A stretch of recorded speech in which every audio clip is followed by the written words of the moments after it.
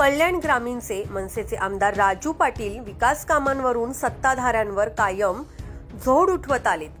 मात्र एखादं काम मार्गी लागलं तरी त्यांनी मोठ्या मनानं अभिनंदन देखील केले.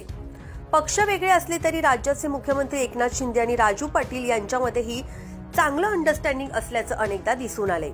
मग विधानसभा असो की बैठक किंवा एखादा जाहीर कार्यक्रम, पाटील यांच्या मागणीवर शिंदेंनी दखल घेतली नाही असं होऊ शकत नाही.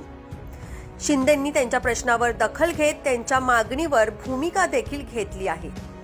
आता पुन्हा पाटील यांनी मुख्यमंत्री शिंदे यांचं अभिनंदन केलंय, त्यांचे आभार मानलेत. नेमकं शिंदेंनी कल्याण डोंबिवली शहराबाबत काय महत्त्वाचे निर्णय घेतले आहेत ते तर आपण जाणून घेणारच आहोत. पण आता लोकसभेत नावापुरतं नाही तर प्रामाणिकपणे काम करणाऱ्या राजू पाटलांना विधानसभेत कशा प्रकारचं सहकार्य मिळतं ते देखील पाहावं लागणार आहे.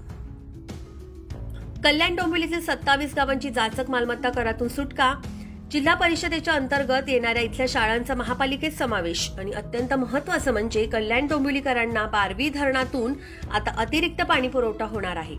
त्याचप्रमाणे या गावातील कर्मचाऱ्यांचा प्रश्न सुद्धा मार्गी लावण्यात आलाय आणि हे सर्व महत्त्वाचे निर्णय एकनाथ शिंदे यांनी घेतलेत. नुकतीच त्यांच्या अध्यक्षतेखाली एक बैठक पार पडली आणि या बैठकीला खासदार डॉक्टर श्रीकांत शिंदे हे सुद्धा उपस्थित होते. या संदर्भात आमदार पाटील यांनी सुद्धा ठाणे जिल्हा नियोजन समितीची बैठक व अधिवेशनात हे मुद्दे उपस्थित केले होते. इतकंच नाही तर मुख्यमंत्र्यांसोबत मनसे अध्यक्ष राज ठाकरे यांची बैठक झाली होती आणि या बैठकीमध्ये सुद्धा पाटील यांनी हे मुद्दे मांडले होते. त्यामुळेच आता मनसेच्या वतीनं मुख्यमंत्र्यांचं अभिनंदन करण्यात आलेलं आहे. त्याचप्रमाणे अजून एक 27 गावांबाबतचा निर्णय मुख्यमंत्र्यांनी घेतला तर तो देखील प्रश्न मार्गी लागेल आणि 27 गाव संघर्ष समितीची मागणी मान्य होईल, अशा प्रकारची प्रतिक्रिया पाटील यांच्याकडून देण्यात आलेली आहे. दरम्यान कल्याण ग्रामीणमध्ये सुद्धा एका जाहीर कार्यक्रमात 14 गावांबाबत पाटील यांनी थेट मुख्यमंत्र्यांकडे विनंती केली होती आणि याच कार्यक्रमामध्ये आपल्या भाषणात बोलत असताना मुख्यमंत्री शिंदेंनी सुद्धा पाटलांच्या मागणीची दखल घेत जाहीरपणे आश्वासन दिलं होतं. दरम्यान लोकसभेमध्ये राजू पाटलांनी आपले कार्यकर्ते आणि पदाधिकाऱ्यांना खासदार श्रीकांत शिंदे यांच्यासाठी प्रामाणिकपणे काम करा असं सांगितलं होतं आणि कार्यकर्त्यांनी सुद्धा चोखपणे आपली कामगिरी बजावली. त्याचा परिणाम म्हणजे कल्याण ग्रामीणमधून शिंदेंच्या सेनेला भरभरून मतदान झालं.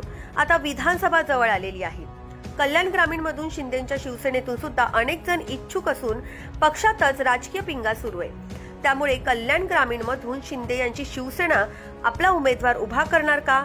लोकसभेमध्ये मनसेचे एकमेव आमदार पाटील यांनी केलेल्या मदतीची विशेषतः मुख्यमंत्री शिंदे हे कशा पद्धतीने परतफेड करतात असे अनेक प्रश्न उपस्थित झालेत.